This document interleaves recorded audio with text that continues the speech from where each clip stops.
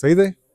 نو بس سلامونه، جوړ په خیر. عابد خان ما سره ولاړ دی، دا د نړیوالې پښتو ټولنې دا مشر دی، د سره نور ملګري دي، هغه زما هم ملګري دي او دوی له تېرو شاوخوا زه به ووایم چې 100 کالو راسي د پښتو ژبې د پالنې او د هغې د پرمختګ لپاره کار کوي، نه یوازې په پښتونخوا کې بلکې د نړیواله ټولنه ځکه ده چې د نړۍ په بېلابېلو هېوادونو کې دوی ملګري لري او ډېر فعاله ملګري دي.